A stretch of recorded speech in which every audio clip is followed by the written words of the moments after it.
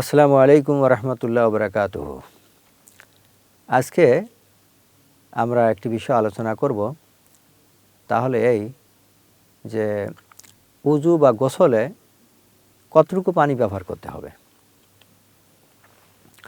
প্রথম উযুর কথাই বলি, উযুতে কতটুকু পানি ব্যবহার করতে হবে।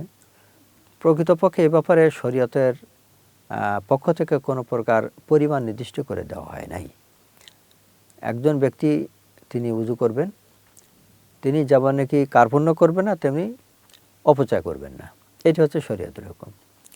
অর্থাৎ প্রয়োজনের অতিরিক্ত তিনি ব্যবহার করবেন না, আবার তিনি এমন কার্পণ্য করবেন না যে যাতে কোনো অঙ্গ শুকনা থেকে যাওয়ার আশঙ্কা থাকে। এই দুইয়ের মাঝামাঝি জায়গায় থাকতে হবে।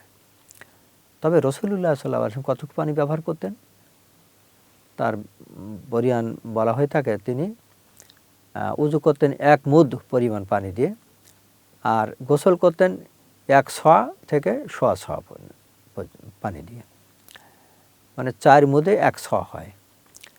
তো অর্থাৎ উযু করতেন ১ মুদ পরিমাণ পানি দিয়ে, আর গোসল করতেন ৪ বা ৫ মুদ পরিমাণ পানি দিয়ে।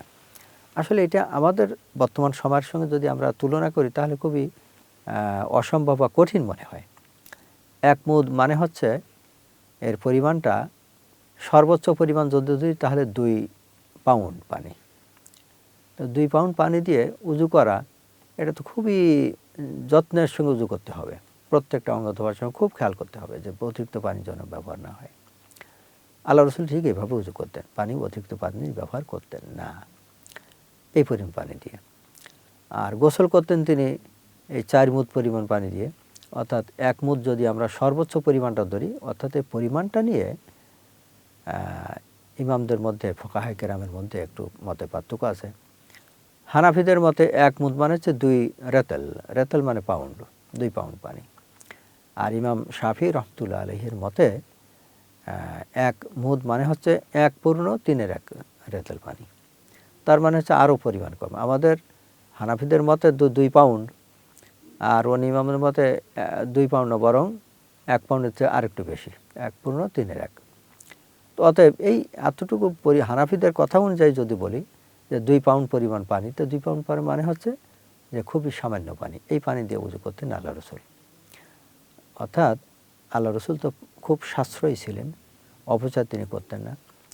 একটি হাদিস আছে যে হযরতে সাদ রাদিয়াল্লাহু তাআলা উযু করছেন, আর আল্লাহ রাসূল বলছে, সাদ এ কেমন অপচয় কেন করছো? মা হাযা সারাফ ইয়া সাদ, অপচয় কেন করছো?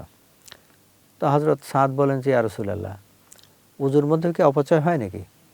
তিনি বলেন যে, হ্যাঁ, ওয়াইন কুনতা আলা নাহরিন জারিন, মানে প্রবাহমান নদীর পাশে বসে তুমি যদি উযু করো, তাহলেও অপচয় হতে পারে।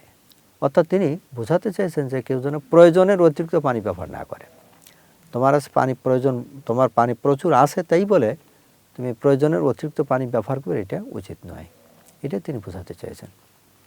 সুতরাং আমরা বাংলাদেশের মানুষেরা বিশেষ করে পানির অভাবটা তেমন অনুভব করি না, কিন্তু আরব দেশে সেই সময় পানির খুব অভাব ছিল।